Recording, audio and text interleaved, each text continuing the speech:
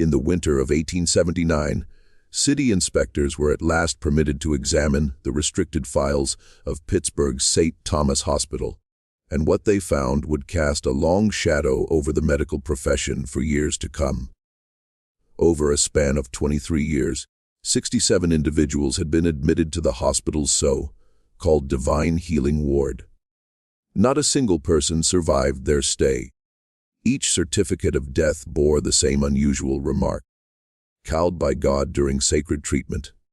Yet the true terror did not lie in the fatalities themselves. Rather, it was hidden within the painstaking documentation discovered beneath the floorboards of the ward's chapel. There were countless pages filled with exacting observations, measurements, and what appeared to be records of experimental procedures, all signed by the same three individuals: Dr. Charles Anderson, Sister Helen Murphy, and Chaplain Robert Walsh. The city promptly suppressed the findings, and by the time spring arrived, the trio had disappeared without a trace. Before we delve into the genuine events that transpired within those walls, we must caution you this content is not meant for everyone. Only for the most courageous souls willing to explore the shadowy corners of American history. Very few channels are bold enough to share the narratives we do, those that expose the grim realities lurking behind closed doors. If you have stayed with us this far, you are unlike the majority. Please subscribe and become part of our fellowship of true mystery seekers. Drop a comment and let us know which state you're joining us from. We are curious to see how far these dark American tales have traveled. The truth about St. Thomas Hospital's Divine Healing Ward would open everything people believed about faith, medicine, and human decency in 19th century America. In 1856, Pittsburgh was a city of stark contrasts. The sky was darkened by smoke from steel mills, while church bells chimed across neighborhoods where German immigrants, Irish Catholics, and Protestant Americans coexisted uneasily. The industrial age brought wealth to a few, but for the swelling ranks of factory laborers, miners, and their households, existence was frequently harsh and short. Illness spread rapidly through crowded tenements, and quality medical care was a costly luxury. It was against this backdrop that Dr. Charles Anderson spotted his chance. After graduating from Jefferson Medical College in Philadelphia, Anderson came back to his hometown of Pittsburgh with grand ambitions. Unlike other doctors who attended either the wealthy elite or the poor through charity, Anderson imagined something groundbreaking: a hospital merging cutting-edge medical science with the spiritual power of faith. He was convinced that divine intervention could complement scientific medicine to produce astonishing recoveries. Anderson was a commanding figure, tall and lean, with piercing gray eyes and prematurely silver hair, that gave him an air of authoritative distinction. He spoke like a preacher and thought like a scientist. His vision drew two key allies, who would become his partners in what would later be called the most sophisticated medical fraud in Pennsylvania's history. Sister Helen Murphy had reached Pittsburgh from County Cork in 1848, among the many Irish fleeing the potato famine. Unlike many of her compatriots who ended up in the mills, Murphy found a job at Mercy Hospital, where her innate compassion and sharp mind made her one of the city's most trusted nurses. She was a woman of deep faith and practical wisdom. She understood that suffering was a daily reality for Pittsburgh's working class, and she truly wanted to relieve it. Chaplain Robert Walsh formed the third leg of Anderson's vision. A Methodist minister who had led congregations from Philadelphia to the Ohio frontier. Walsh was known for his stirring sermons and an almost mesmerizing ability to soothe the dying. He genuinely believed in divine healing, having witnessed what he saw as miraculous recoveries during his frontier work. Walsh was also a meticulous record keeper. a habit that would prove vital to their scheme and, ultimately, their undoing. The three came together in the winter of 1855 when Anderson presented his proposal to the Pittsburgh Medical Society. St. Thomas Hospital would be unlike any institution in America. It would include a standard medical wing for conventional care, but its centerpiece would be the Divine Healing Ward, a specialized unit where terminally ill patients would receive blessed medical care, blending prayer, faith, and advanced medical techniques. The plan was contentious. Traditional physicians dismissed it as charlatanism, while many clergy worried about mingling the sacred and the secular. However, Anderson had done his research. He had examined similar institutions in Europe, especially in Germany, where some hospitals were experimenting with what they called holistic healing. He presented persuasive statistics and endorsements from European colleagues who boasted impressive success rates. More importantly, Anderson had obtained funding from several prominent Pittsburgh families who had lost loved ones to diseases conventional medicine couldn't cure. The Carnegies, who had lost a daughter to tuberculosis, were particularly generous. The Mellons, devastated by the death of their eldest son to typhoid fever, saw Anderson's plan as a way to prevent others from enduring similar grief. By spring 1856, St. Thomas Hospital was built on a wooded hill overlooking the Allegheny River. The main structure was made of local sandstone, with large windows designed to let in healing light. The Divine Healing Ward took up the entire third floor, complete with its own chapel, a dedicated nursing station, and what Anderson called observation rooms for the most critical cases. The hospital's opening was celebrated across the city. Anderson had carefully nurtured relationships with journalists, clergy, and civic leaders. The Pittsburgh Gazette ran a series of articles praising the groundbreaking approach to healing.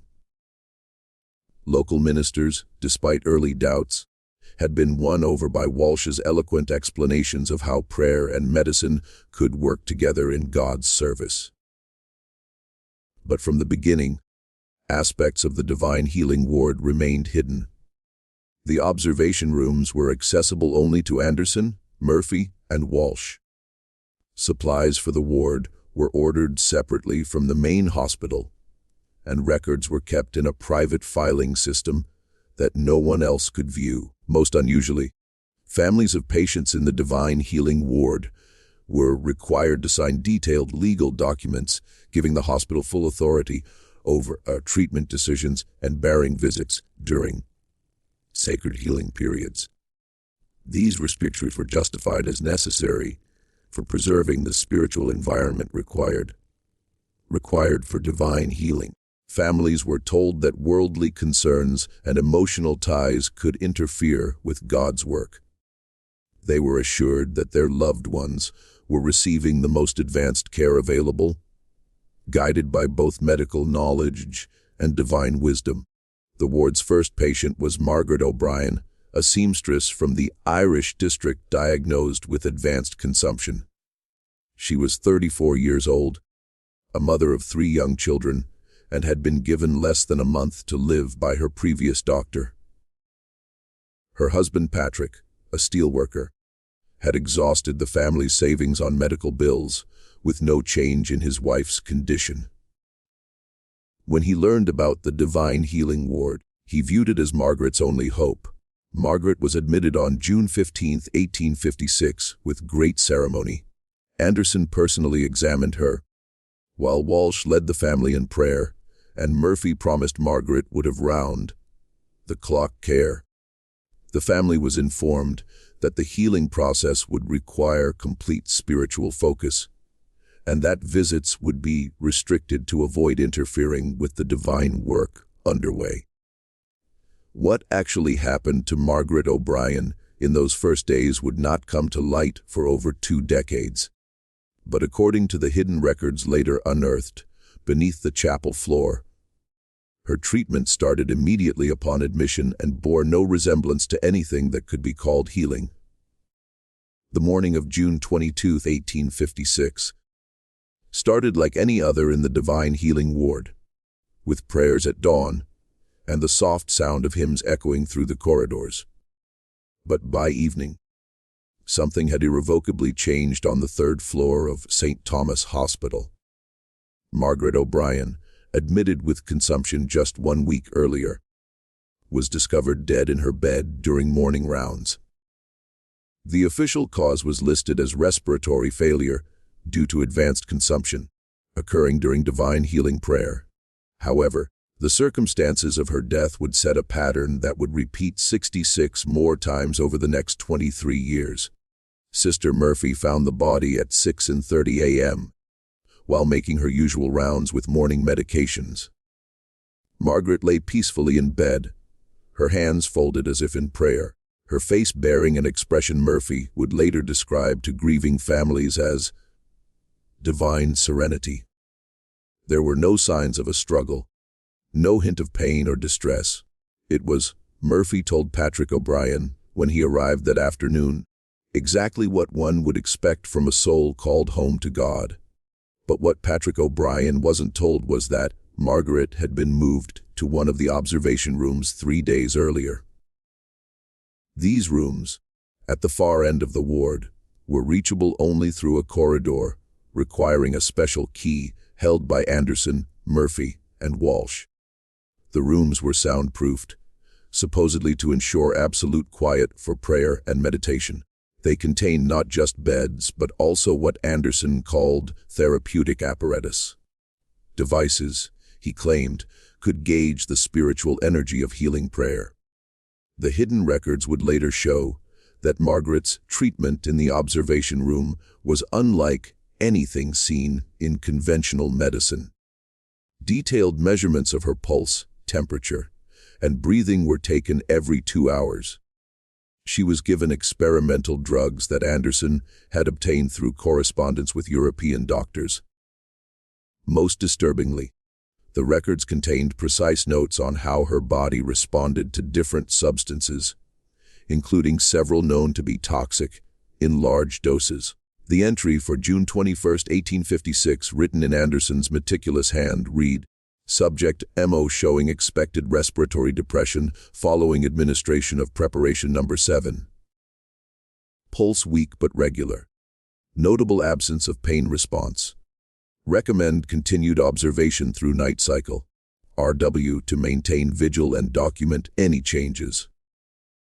When Patrick O'Brien arrived the next afternoon, he found his wife laid out in the ward's main room, dressed in a clean white gown and surrounded by flowers.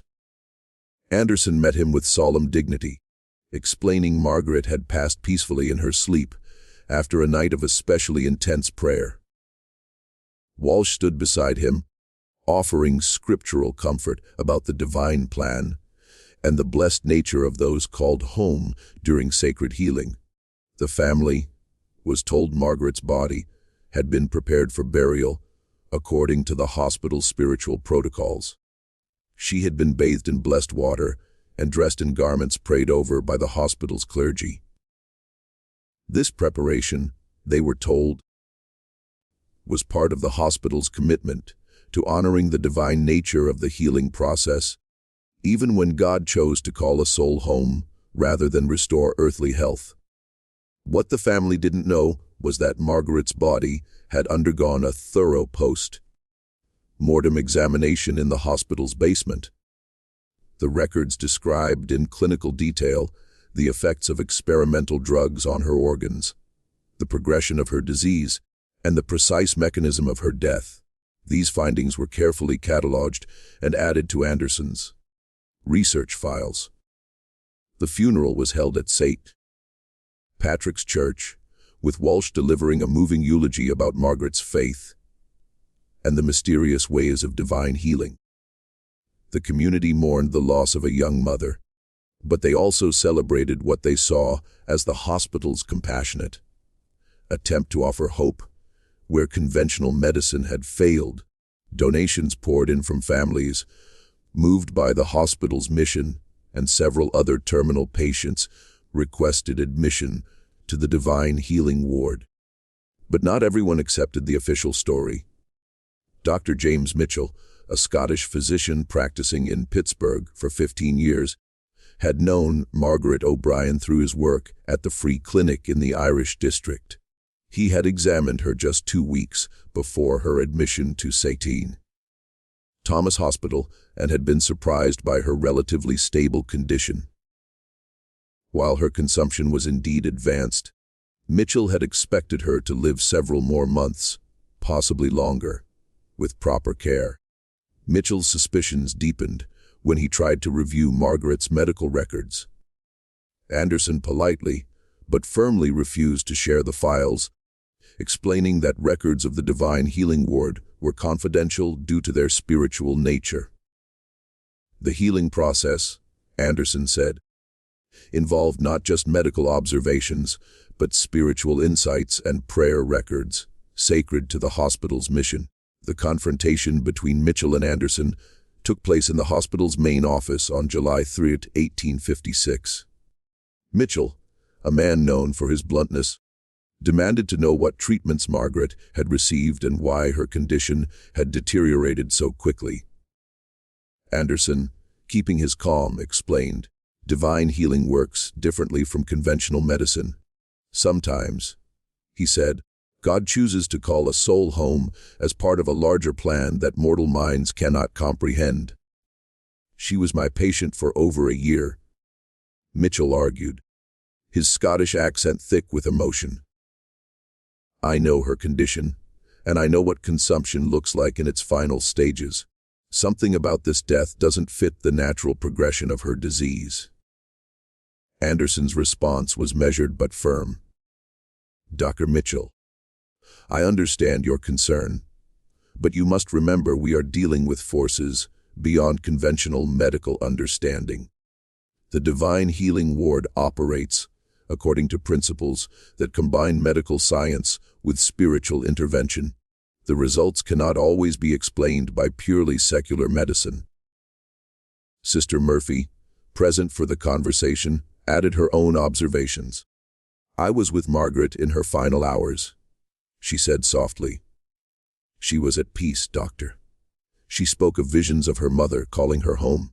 It was beautiful in its way. Sometimes the most merciful healing is the one that ends suffering by bringing a soul to eternal rest." Mitchell left the hospital that day with more questions than answers. He spoke privately with several other physicians in the city, but none were willing to challenge Anderson's methods publicly. The Divine Healing Ward was popular with the community, and Anderson's reputation as an innovative physician was well established. More importantly, the hospital was providing a service no other institution offered: hope for families facing terminal illness. The second death occurred just 6 weeks later. Thomas Brennan, a coal miner admitted with what appeared to be advanced lung disease, was found dead in his bed after 12 days in the Divine Healing Ward. Like Margaret O'Brien, he had spent his final days in one of the observation rooms, receiving what Anderson called intensive spiritual therapy. The pattern was becoming clear, though no one outside the inner circle recognized it yet. Patients would be admitted to the Divine Healing Ward with great hope and ceremony. They would receive initial treatment in the main ward with brief family visits. Then, as their condition allegedly worsened, they would be moved to the observation rooms for more intensive care. Within days, they would be found dead, always peacefully, always with that same expression of divine serenity. The hidden records told a different story. Each patient had been subjected to experimental treatments, their responses carefully documented, their bodies examined after death. Anderson, Murphy, and Walsh were building a comprehensive database of human responses to various substances and procedures, all under the guise of divine healing. By the end of 1856, 5 patients had died in the Divine Healing Ward. The hospital's public reputation remained sterling. But a small group of physicians and clergy in Pittsburgh were beginning to whisper questions about the ward's unusually high mortality rate. These questions would grow louder in the years to come, but never loud enough to pierce the wall of respectability Anderson had built around his operation. The years following those first deaths brought subtle changes to St. Thomas Hospital that only the most observant visitors might have noticed. The Divine Healing Ward's procedures became more refined, its privacy more absolute, and its reputation among Pittsburgh's desperate families more revered. By 1858, there was a waiting list for admission to the ward, with families traveling from as far as Ohio and West Virginia, seeking the specialized care only Dr. Anderson and his team could provide. The hospital's success attracted attention from medical journals in Philadelphia and New York. Anderson published several papers on what he called integrative spiritual medicine, describing remarkable improvements in patient comfort and spiritual well-being, though he was notably vague about actual cure rates. His writing was eloquent and persuasive, filled with references to European medical advances and philosophical discussions about the connection between soul and body in the healing process. Sister Murphy had become something of a celebrity in Pittsburgh's Catholic community. Her reputation for compassionate care and her ability to comfort grieving families made her a sought-after speaker at church gatherings and charitable events. She spoke movingly about the privilege of serving those in their final moments, about the beauty of witnessing souls prepared for their journey to eternal rest. Her speeches were filled with genuine emotion, and her listeners left convinced St. Thomas Hospital's Divine Healing Ward was a place of mercy and grace. Chaplain Walsh, meanwhile, developed a following among Pittsburgh's Protestant clergy. His sermons about divine healing drew large crowds, and his theological writings about the relationship between faith and medicine were circulated among ministers throughout western Pennsylvania. He had become an authority on what he called sacred medicine, arguing God worked through both prayer and medical knowledge to accomplish his healing will. But behind this public success, the true work of the Divine Healing Ward was becoming increasingly sophisticated. The observation rooms had been equipped with more advanced measuring devices, some of Anderson's own inventions. The hidden records showed the three conspirators had developed a systematic approach to their experiments, carefully selecting patients whose conditions would provide the most valuable data. The selection process was subtle but deliberate. Patients were chosen not just for their terminal diagnosis, but for their social circumstances. Priority was given to those whose families were poor, uneducated, or isolated, people unlikely to ask difficult questions or demand detailed explanations. Immigrants, particularly those with limited English, were especially targeted. The hospital's charity work in the Irish and German districts provided a steady stream of potential subjects. Mary Kowalski, a Polish immigrant who spoke little English, was admitted in March 1858 with what appeared to be stomach cancer. Her husband, Jan, worked in the steel mills and had been injured in an industrial accident that left him partially disabled. The family had no money for medical care, and Mary's condition was deteriorating rapidly. When a social worker from the hospital visited their cramped apartment and offered free treatment in the Divine Healing Ward, Jan saw it as an answer to his prayers. Mary's case was typical of the ward's later operations. She was admitted with great ceremony. Her treatment was explained through a translator, who was actually one of the hospital staff members. The family was told Mary's condition required absolute rest and spiritual focus, and that visits would be limited to prevent disruption of the healing process. Jan was allowed to see his wife twice during her 2-week stay, both times in the main ward area, with staff members present. The hidden records for Mary's case were more detailed than those for earlier patients. Anderson had developed a systematic approach to testing experimental medications, carefully documenting dosages, timing, and physical responses. Mary was given a series of substances Anderson had acquired through correspondence with European physicians and chemical suppliers. Some were legitimate experimental medications. Others were compounds Anderson had synthesized himself in a small laboratory established in the hospital's basement. Mary's death was recorded as abdominal complications during prayer therapy. But the hidden records told a different story.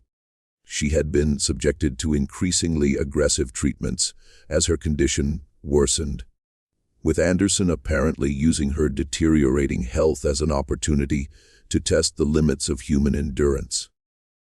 The final entry in her file, written in Anderson's careful handwriting, noted, "Subject MK provided excellent data on gastric absorption rates. Recommends similar protocols for future subjects with comparable presentations." The psychological toll of this work was beginning to show in different ways among the three conspirators. Anderson had become more detached and clinical, treating each patient as a research subject rather than a human being.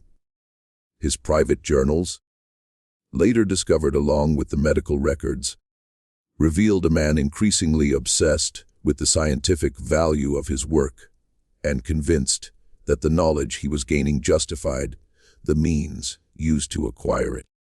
Sister Murphy, however, showed signs of internal conflict. Her public persona remained compassionate and caring, but those who knew her well noticed changes in her behavior. She had become more withdrawn, spending long hours in private prayer, and her formerly warm demeanor had acquired an edge of brittle intensity. The hidden records showed she was taking increasingly detailed notes about patients' emotional states and their responses to what she called spiritual comfort techniques. Walsh was perhaps the most disturbing of the three in his adaptation to their work. His faith appeared to have evolved into something darker and more complex. His private writings, found among the papers beneath the chapel floor, revealed a man who had convinced himself their work was actually a form of divine service. He had developed elaborate theological justifications for using dying patients as experimental subjects, arguing their suffering was serving a higher purpose that would ultimately benefit humanity. By 1860, 12 patients had died in the Divine Healing Ward. The hospital's public reputation remained excellent, but a small network of physicians and clergy in Pittsburgh privately expressed concerns about the ward's practices.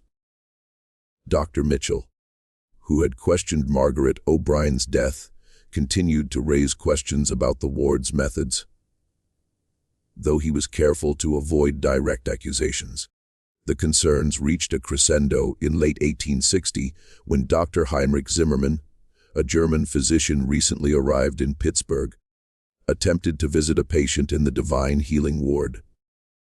Zimmermann had been treating Klaus Bauer, a German blacksmith, for what appeared to be kidney disease, when Bauer's family decided to admit him to the Divine Healing Ward.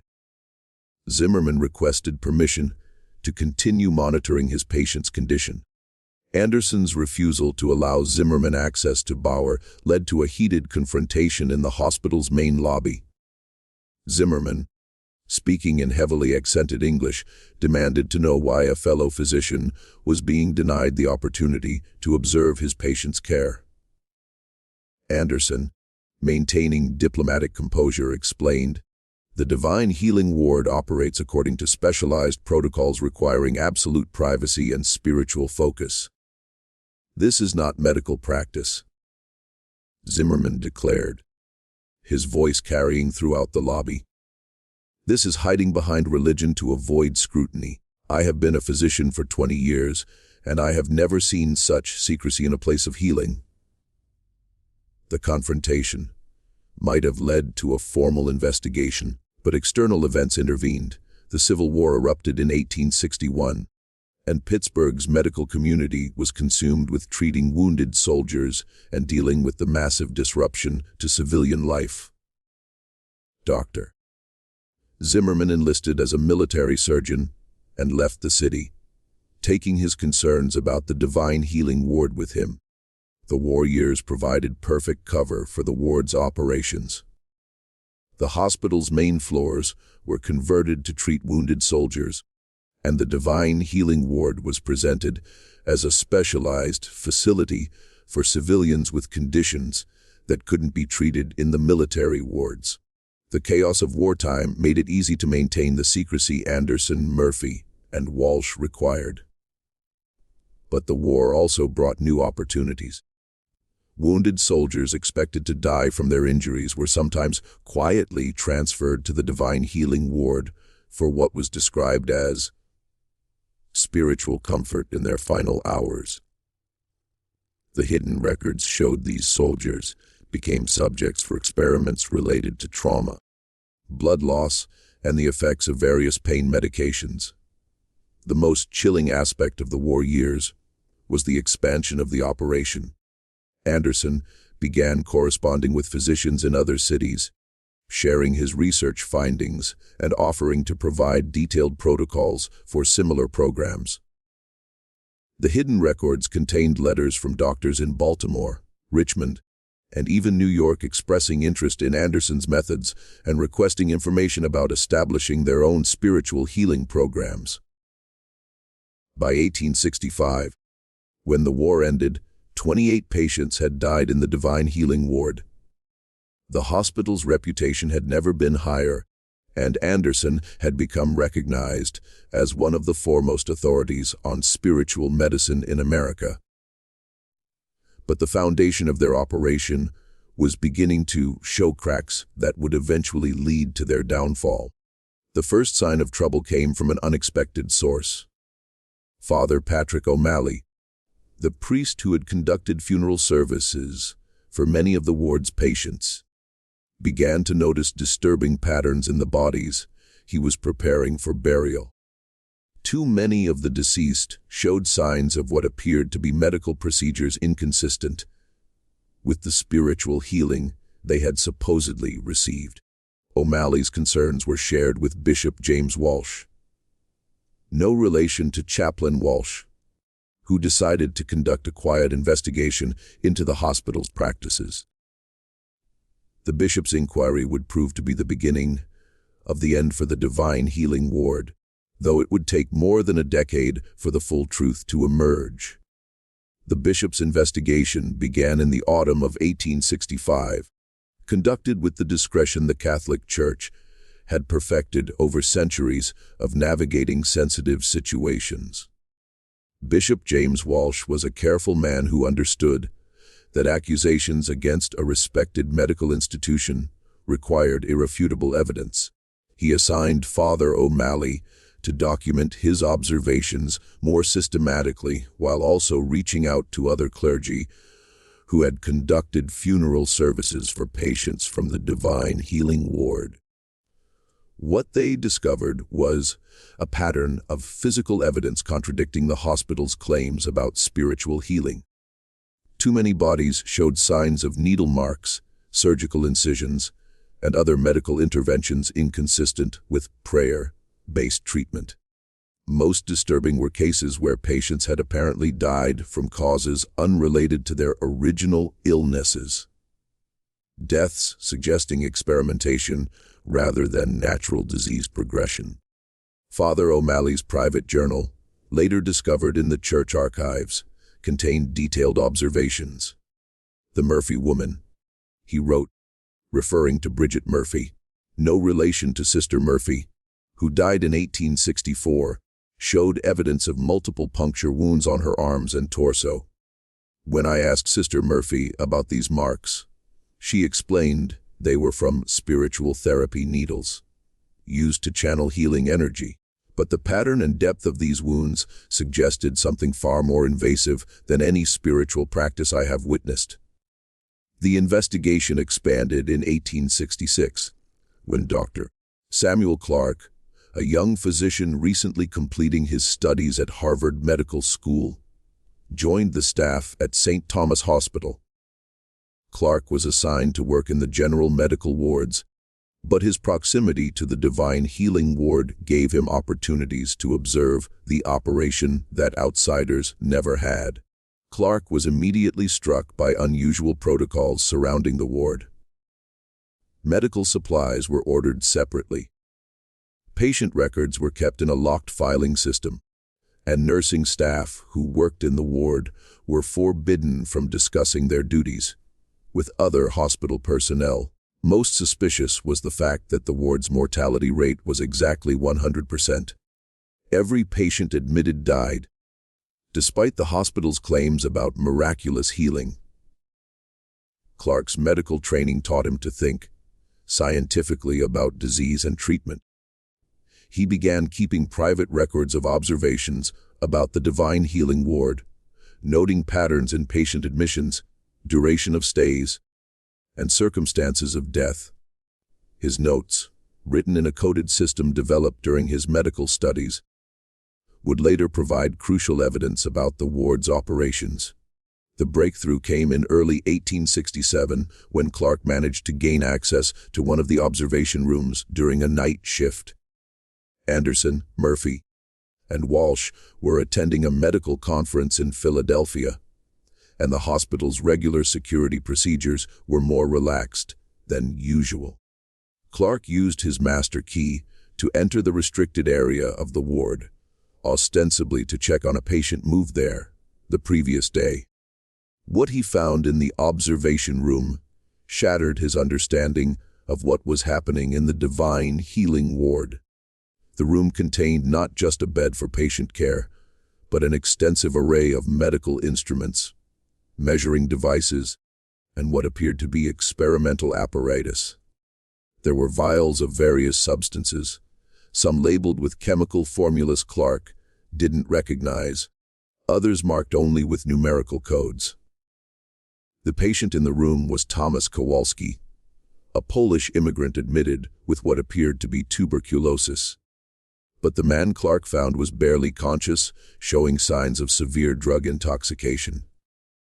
His breathing was labored, his pulse weak and irregular, and his skin showed evidence of multiple injections. A detailed chart at the foot of his bed documented hourly measurements of vital signs, along with notes about responses to various treatments. Clark's medical training told him Thomas Kowalski was dying not from tuberculosis, but from systematic poisoning. The substances being administered were not healing medications, but experimental compounds destroying his body's ability to function. The chart at the foot of his bed wasn't a medical record. It was a research log documenting the progress of a human experiment. The most chilling discovery was a notebook left open on a table beside the bed. Written in Anderson's handwriting, it contained detailed observations about Kowalski's responses to different doses of various substances. The entries were coldly clinical, treating the dying man as nothing more than a research subject. The final entry, dated the previous day, read, Subject TK showing expected neurological depression. Recommend increasing dose of compound B23 to observe complete systemic breakdown. Clark realized he was witnessing, not healing, but murder disguised as medicine. The Divine Healing Ward wasn't treating patients. It was using them as experimental subjects, documenting their responses to various substances and procedures until they died.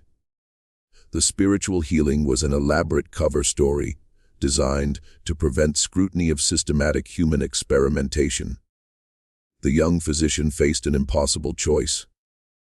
He could report what he had discovered, but doing so would require admitting he had violated hospital security protocols and gained unauthorized access to restricted areas.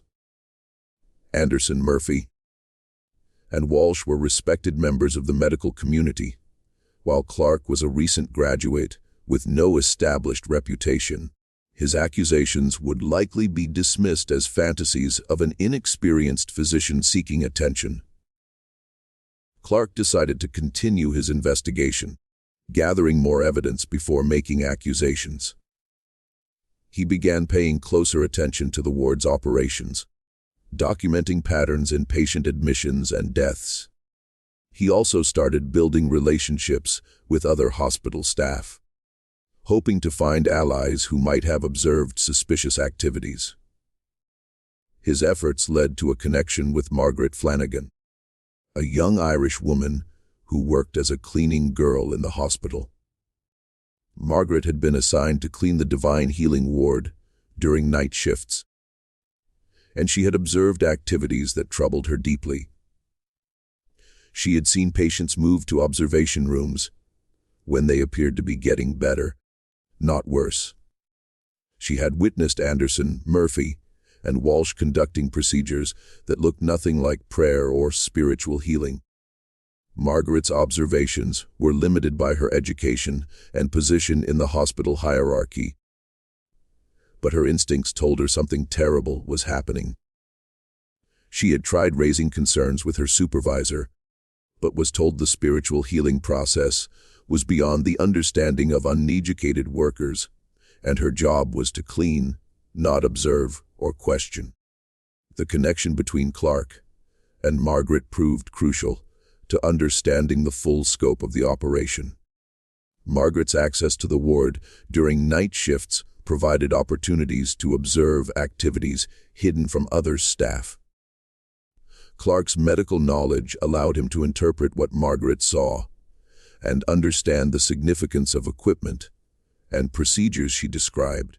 Together, they began piecing together a picture of systematic human experimentation, operating under the guise of spiritual healing for over a decade.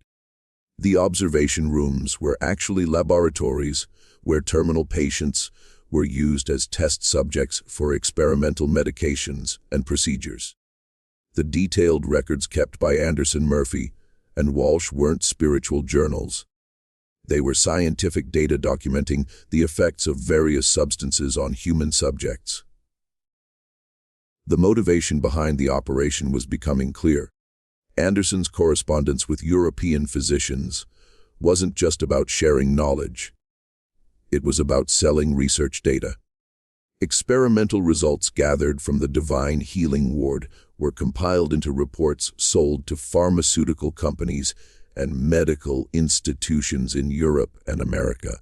The patients who died weren't just victims of medical experimentation. They were unwitting contributors to a profitable business in human research data. The scale was staggering. By 1867, 34 patients had died, and the hidden records showed each death contributed to an expanding database of human research information. Anderson, Murphy, and Walsh had developed standardized protocols for testing different substances and procedures, turning the ward into what amounted to a human laboratory. But the investigation Clark and Margaret conducted wasn't the only threat. The Catholic Church's inquiry, led by Bishop Walsh and Father O'Malley, was also gathering evidence. The bishop began sharing concerns with other religious leaders in Pittsburgh, and word spread through the city's clergy about suspicious activities at St. Thomas Hospital. The convergence of these investigations was about to bring the truth into the open. But the consequences would be far more complex and disturbing than anyone imagined. The systematic human experimentation hidden behind spiritual healing was about to be revealed. But the full scope of the operation and its connections to the broader medical community would prove even more shocking than the original crimes. The winter of 1867 brought an unexpected crisis that tested the carefully constructed facade of the Divine Healing ward. Dr. William Harrison, a prominent physician from New York and a personal friend of Andrew Carnegie, arrived in Pittsburgh to visit his sister, who had been admitted to the ward with advanced consumption. Harrison was not the kind of family member Anderson, Murphy, and Walsh were accustomed to dealing with. He was educated, wealthy, and accustomed to demanding detailed explanations about medical treatment. Harrison's sister, Elizabeth, was a widow who had moved to Pittsburgh to live with her daughter's family. Diagnosed with consumption by the family's regular physician, the disease progressed more rapidly than expected. When the family learned about the Divine Healing Ward's reputation for providing comfort to terminal patients, they arranged admission, believing the combination of medical care and spiritual healing would provide the best possible outcome. Dr. Harrison arrived at the hospital on a cold February morning, expecting to find his sister receiving innovative treatment that made St. Thomas Hospital famous. Instead, he met the same restrictions and explanations used to manage other families. Elizabeth was in a critical phase requiring absolute privacy and spiritual focus, and visits were limited to prevent disruption of the healing process. Harrison's medical training and professional status made him far more challenging to manage than typical family members. He demanded detailed information about his sister's treatment, asked pointed questions about protocols, and insisted on speaking with physicians responsible for her care. Anderson met with him personally, but the conversation went badly from the start. "Dr. Anderson, I appreciate your hospital's reputation for innovative treatment." Harrison began, his tone professional but firm.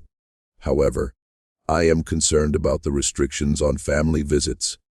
In my experience, family support is crucial for patient recovery, particularly in cases of advanced consumption." Anderson's response was polished but evasive. "Dr. Harrison, I understand your concern as both a physician and a family member. However, the Divine Healing Ward operates according to specialized protocols developed over many years. The combination of medical treatment and spiritual healing requires an environment of complete tranquility and focus." "I'm not questioning your methods," Harrison replied, "but I would like to understand them better. What specific treatments is my sister receiving? What medications are being administered? What is the expected timeline for recovery?" The question struck at the heart of the deception that had protected the ward for over a decade. Anderson found himself unable to provide the detailed medical information Harrison requested without revealing the true nature of the treatments. His responses became increasingly vague and defensive, raising Harrison's suspicions. The confrontation escalated when Harrison demanded to see his sister immediately, regardless of protocols. Anderson refused, explaining Elizabeth was in a critical phase that could not be interrupted. Harrison threatened to remove his sister and transfer her to a facility in New York for conventional treatment. The crisis forced Anderson to make a dangerous decision. Rather than risk having Harrison remove his sister and potentially expose the ward's methods, he decided to allow a carefully managed visit. Elizabeth was moved from the observation room, where she had been undergoing experimental treatment, to a room in the main ward area, where she could be presented as receiving conventional spiritual healing. But the damage had already been done. When Harrison finally saw his sister, his medical training immediately told him something was terribly wrong. Elizabeth was in a state of severe drug intoxication, showing symptoms that had nothing to do with consumption. Her pupils were dilated, her speech slurred, and her skin showed evidence of multiple injection sites unexplainable by conventional lung disease treatment. Harrison's examination took place in Sister Murphy's presence, who attempted to explain Elizabeth's condition as intensive spiritual therapy combined with blessed medications, working differently from conventional drugs. But Harrison's expertise allowed him to recognize the signs of systematic drug administration, and his growing alarm was evident. "What exactly are these blessed medications you've been giving my sister?" Harrison demanded, his professional composure cracking. These symptoms suggest opiate intoxication combined with mercury poisoning. This is not treatment of consumption. This is systematic drugging. Sister Murphy's response revealed the strain that years of deception had placed on the conspirators. Her usual calm demeanor faltered as she struggled to provide explanations that would satisfy a trained physician. Dr. Harrison, the medications we use are specially prepared according to protocols developed by Dr. Anderson in consultation with European specialists. The spiritual aspect sometimes produces effects that may appear unusual to those unfamiliar with our methods. But Harrison was no longer listening to explanations. He conducted a thorough medical examination of his sister, documenting evidence that would later prove crucial to exposing the operations. Elizabeth's condition was consistent with someone who had been subjected to experimental drug administration over an extended period. The injection sites on her arms and torso followed patterns suggesting systematic testing of different substances at different dosages. Most damning was Elizabeth's mental state. During brief moments of clarity between drug-induced stupors, she spoke of treatments that bore no resemblance to spiritual healing. She described being taken to a special room where doctors administered injections that made her feel strange and disconnected. She spoke of being asked how the medications made her feel, and having her responses carefully written down in notebooks. Harrison realized his sister had been a victim of human experimentation disguised as medical treatment. The Divine Healing Ward wasn't providing spiritual healing. It was using terminal patients as test subjects for experimental drugs and procedures. The high mortality rate wasn't divine while calling souls home. It was the inevitable outcome of systematic poisoning. The confrontation that followed would later be described by hospital staff as the most intense conflict in St. Thomas Hospital's history.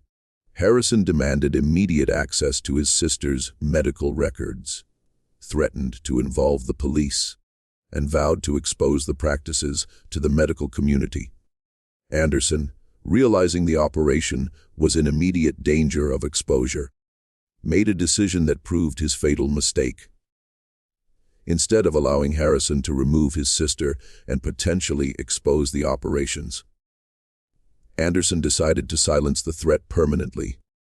Elizabeth Harrison died that night, officially from respiratory failure due to advanced consumption. But hidden records later revealed she had been given a massive dose of a substance Anderson was testing for its effects on the respiratory system. Harrison's grief was compounded by the certainty that his sister had been murdered. He demanded an autopsy, but Anderson's influence with the city's medical examiner ensured the request was denied. The official cause of death stood, and Elizabeth was buried in Allegheny Cemetery with a funeral service praising the hospital's compassionate attempt to provide comfort. But Harrison didn't accept the official explanation. He began his own investigation, using his connections in the medical community to gather information about the hospital's practices. His inquiries reached Dr. Clark, who had been conducting his own secret investigation, and the two physicians began sharing concerns. The alliance between Harrison and Clark proved to be the beginning of the end. Harrison's medical expertise and professional connections provided credibility for Clark's observations, while Clark's position within the hospital gave him access to information Harrison couldn't obtain as an outsider. Together, they began building a case that would eventually expose the full scope of the operation. Meanwhile, the Catholic Church's investigation intensified. Bishop Walsh shared his concerns with the Archbishop of Philadelphia, who began his own inquiry. The Church's investigation proceeded cautiously, but the evidence gathered by Father O'Malley was becoming increasingly difficult to ignore. The convergence of these investigations created a dangerous situation. Anderson, Murphy, and Walsh faced scrutiny from multiple directions, and their usual methods of managing suspicious family members were no longer sufficient. The death of Elizabeth Harrison had eliminated one immediate threat, but it had created new enemies determined to expose the truth. The strain of maintaining the deception was showing in all three conspirators. Anderson became increasingly paranoid, convinced that hospital staff were spying on him. He installed additional locks on the observation rooms and restricted access even further, creating an atmosphere of secrecy that attracted unwanted attention. Sister Murphy showed signs of psychological breakdown. Her public persona remained composed, but those who worked closely with her noticed dramatic changes in her behavior. She began talking to herself during night shifts, and several staff members reported hearing her crying in the chapel during prayer sessions. The weight of participating in dozens of murders was taking a toll she struggled to hide. Chaplain Walsh responded to the pressure by becoming even more convinced of his own righteousness. Private writings from this period revealed him completely losing touch with moral reality. He developed elaborate theological justifications, arguing that the patients who died were martyrs whose suffering served God's plan to advance medical knowledge for the benefit of humanity. The breaking point came in the spring of 1868, when Dr. Clark made a discovery that finally provided the evidence needed to expose the operation. During his nighttime observations, he discovered the entrance to Anderson's basement laboratory, a facility that contained not just experimental equipment, but detailed records of every patient who had died. The laboratory was sophisticated, rivaling that of major medical institutions. Anderson had invested substantial resources in acquiring advanced equipment, much of it imported from European suppliers. There were devices for measuring physiological responses, apparatus for synthesizing chemical compounds, and an extensive library of medical texts and journals dealing with experimental pharmacology. But the most damning evidence was Anderson's research files. Each experiment was meticulously documented, including precise descriptions of the substances administered, the physiological responses observed, and the exact cause of death. The files revealed that the operation had been far more systematic and extensive than anyone had imagined. The records showed that Anderson had corresponded with pharmaceutical companies and medical institutions throughout Europe and America, selling detailed reports on human responses to experimental drugs. The patients who died had unwittingly contributed to a database of human research information that was being used to develop new medications and treatments. Their deaths had been profitable as well as scientifically valuable. Most shocking was the discovery that the operation extended beyond St. Thomas Hospital. Anderson's correspondence revealed that he had provided protocols and guidance to physicians in other cities who were interested in establishing similar programs. The Divine Healing Ward wasn't an isolated case. It was part of a network of institutions that were using terminal patients as research subjects under the guise of spiritual healing. The final confrontation began on the night of October 15, 1868, when Dr. Clark made a discovery that would bring 23 years of systematic murder to light. While conducting surveillance, he witnessed Anderson, Murphy, and Walsh moving a large wooden crate from the basement laboratory to a waiting carriage outside the hospital's rear entrance. The crate was heavy enough to require all three to carry, and they handled it with the careful precision of people moving something extremely valuable. Clark followed the carriage through Pittsburgh's darkened streets, maintaining enough distance to avoid detection, while keeping the vehicle in sight. The carriage traveled through the industrial district, past steel mills and factories, belching smoke into the night sky, finally stopping at a warehouse near the Ohio River. What Clark witnessed there would haunt him for the rest of his life. Inside the warehouse, the true scope of Anderson's operation was revealed. The building contained not just storage, but a sophisticated laboratory that dwarfed the facility beneath the hospital. There were dozens of specimen jars containing what appeared to be human organs, extensive chemical apparatus, and filing cabinets filled with research documents. Most horrifying were the bodies, dozens of them, preserved in various states for what was clearly ongoing anatomical study. Clark realized that patients who died hadn't simply been murdered for experimental purposes. Their bodies had been systematically harvested for organs and tissue samples that were sold to medical institutions throughout the country. The operation wasn't just about testing experimental drugs. It was a comprehensive human research program that treated patients as raw material for scientific study. The confrontation began when Clark attempted to leave and accidentally knocked over a piece of chemical apparatus. The sound alerted Anderson, Murphy, and Walsh to his presence, and they found him attempting to escape through a rear door. The three conspirators realized that their operation had been discovered by someone who understood exactly what he was seeing. Duggar. Clark, Anderson said, his voice carrying the same calm authority that had convinced hundreds of families to entrust their loved ones to his care. I'm surprised to find you here. This is a private research facility, not open to unauthorized visitors. Clark's response revealed the full extent of his investigation. I know what you've been doing, Anderson. I've seen the laboratory beneath the hospital. I've read the research files, and I know about the patients you've murdered. This operation ends tonight. The conversation that followed was recorded in Clark's private journal, written immediately after the events. Anderson made no attempt to deny the accusations. Instead, he launched into a passionate defense that revealed the twisted logic that had justified 23 years of systematic murder. You don't understand the significance of what we've accomplished.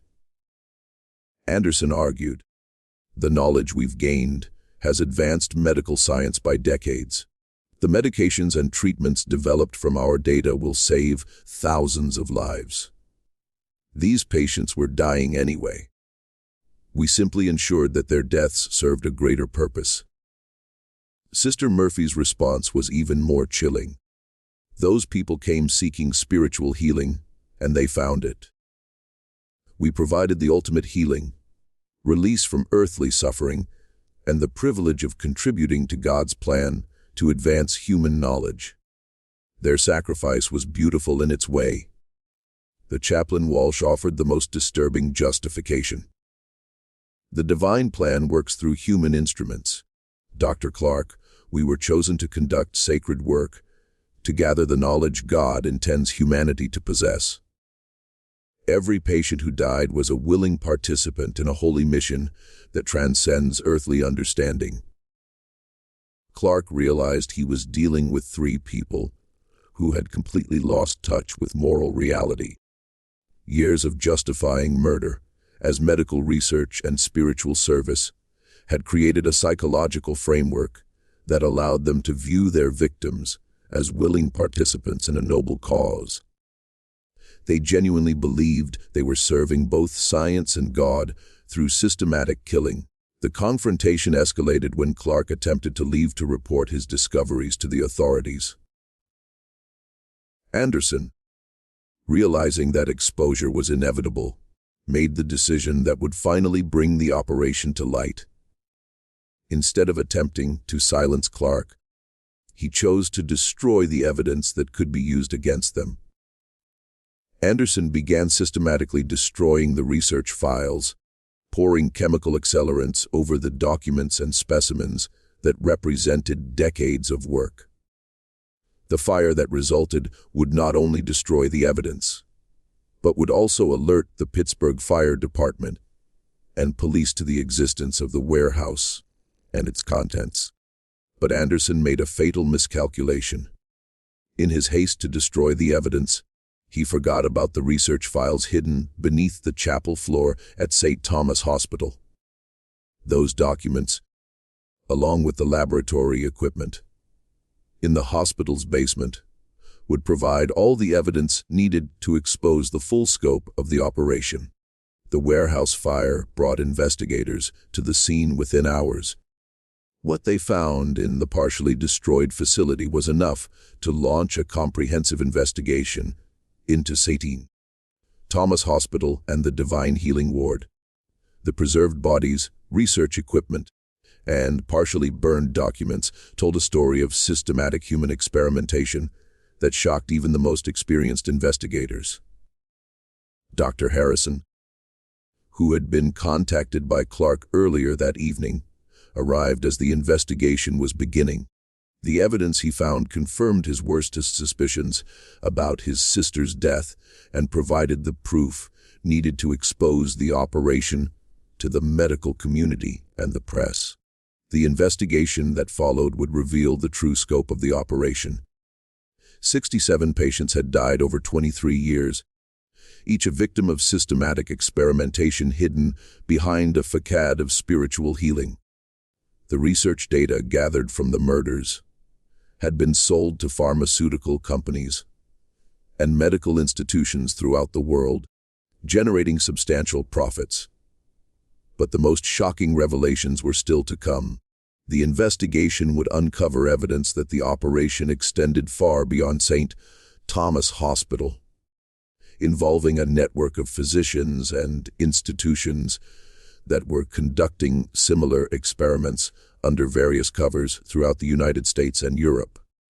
The Divine Healing Ward wasn't an isolated case of medical evil.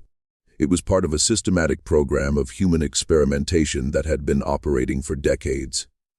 The dawn of October 16, 1868, brought an end to one of the most horrific medical deceptions in American history, but it also revealed the true scope of the evil that had been hidden behind the Divine Healing Ward's spiritual healing facade.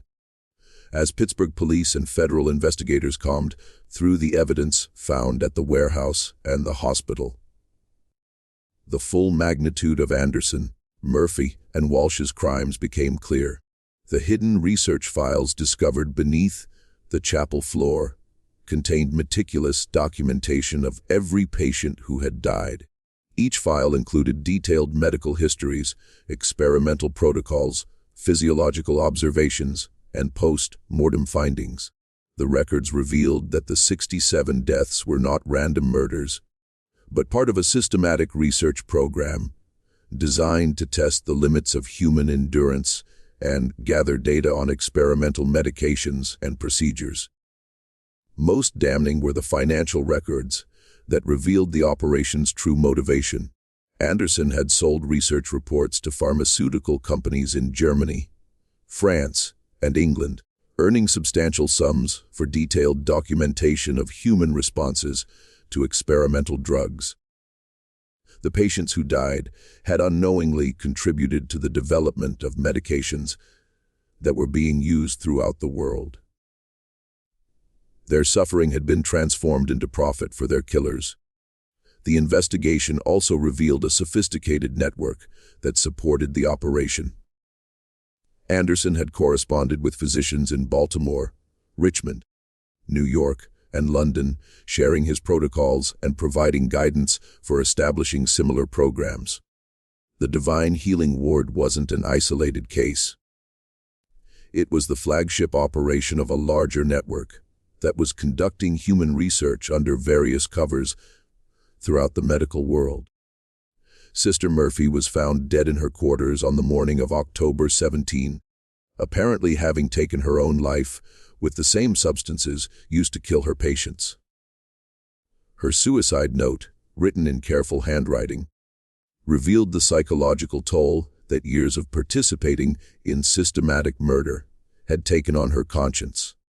"I can no longer bear the weight of what we have done," she wrote. I believed we were serving God's plan, that the knowledge we gathered would serve humanity's greater good. But I see now that we were serving only our own pride and greed. The faces of those who died trusting our care haunt me day and night. May God forgive us for the evil we have done in His name.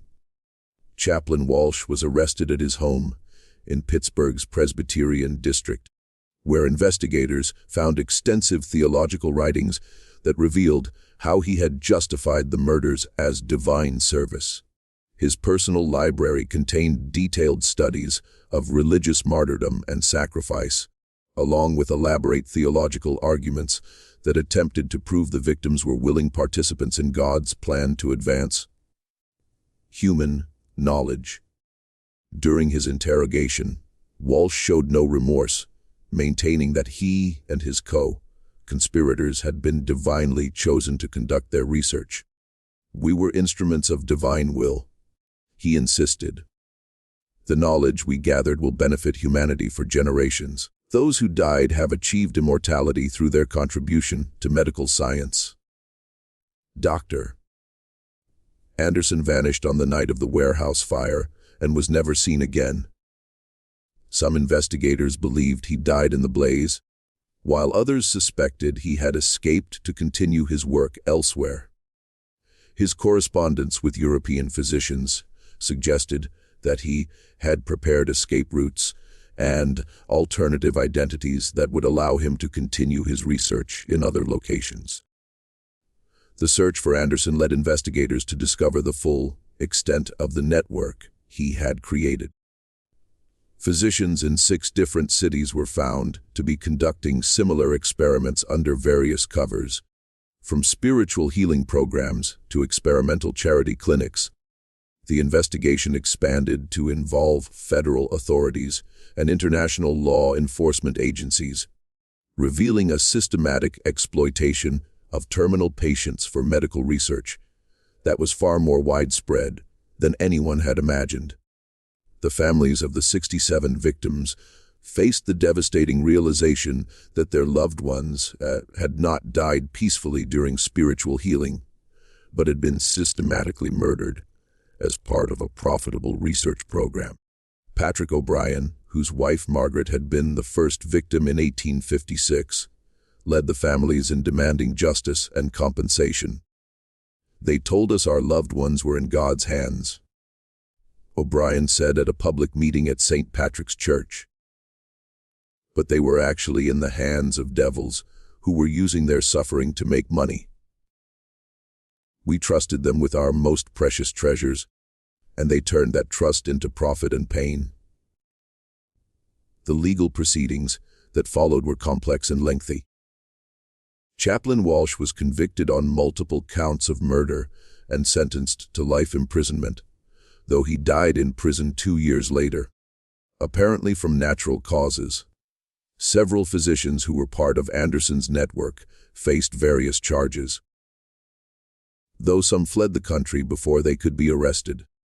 Pharmaceutical companies and medical institutions that had purchased the research data faced civil lawsuits and public condemnation, though many argued they had been unaware of how the data had been obtained. The legal battles continued for years, with some families eventually receiving financial settlements, though no amount of money could compensate for the horror their loved ones had endured. St. Thomas Hospital was closed permanently in December 1868, its reputation destroyed by the revelations. The building was eventually sold, and the city of Pittsburgh converted it into offices for municipal services, though many residents believed the structure should have been demolished entirely. The chapel, where the research files had been hidden, was sealed, and the basement laboratory was filled with concrete to prevent anyone from accessing the site where so much evil had been conducted. The broader impact of the scandal extended far beyond Pittsburgh. Medical societies throughout the United States implemented new oversight procedures for experimental treatments, and several states passed laws requiring detailed documentation and approval for any research involving human subjects. The scandal also led to increased scrutiny of spiritual healing programs and alternative medical treatments that claimed to combine faith and science. The Catholic Church's investigation, led by Bishop Walsh and Father O'Malley, resulted in new guidelines for clergy involvement in medical treatment. The Church issued a formal statement condemning the use of religious faith as a cover for medical experimentation and established procedures for investigating suspicious deaths that occurred during spiritual healing. Dr. Clark, whose investigation had been crucial to exposing the operation, left Pittsburgh and established a practice in Boston, where he became a leading advocate for medical ethics and patient rights.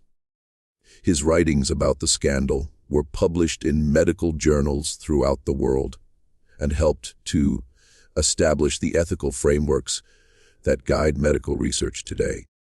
Margaret Flanagan, the cleaning girl whose observations had helped Clark gather evidence, was offered a position as a nurse at Boston's Massachusetts General Hospital. She completed her training and became a respected advocate for patient safety, her testimony about the activities she had witnessed proving crucial in the prosecution of Chaplain Walsh. This mystery shows the horrifying potential for evil that exists when trust is betrayed and suffering is exploited for profit. The Divine Healing Ward scandal revealed how easily respected institutions can hide systematic cruelty behind a facade of compassion and service. It reminds us that vigilance and skepticism are necessary safeguards against the exploitation of the vulnerable for personal gain. The families who lost their Neri in Virginia. Their loved ones never fully heard the betrayal they experienced when those they had entrusted with their most precious treasures were revealed to have been systematically murdered for profit. The psychological trauma of that revelation was in many ways worse than the original grief of losing a family member to terminal illness. Yet the scandal also demonstrated the power of persistence and courage in exposing evil. Dr. Clark's willingness to risk his career by investigating suspicious activities, Father O'Malley's determination to document evidence despite institutional pressure, and Dr. Harrison's refusal to accept official explanations all contributed to bringing the truth to light. Their efforts ensured that the 67 victims did not die in vain, and that their deaths ultimately led to reforms that have protected countless patients from similar exploitation. The empty building that once housed St. Thomas Hospital still stands on a hill overlooking the Allegheny River, though it has been extensively renovated and now serves as Pittsburgh's municipal archive.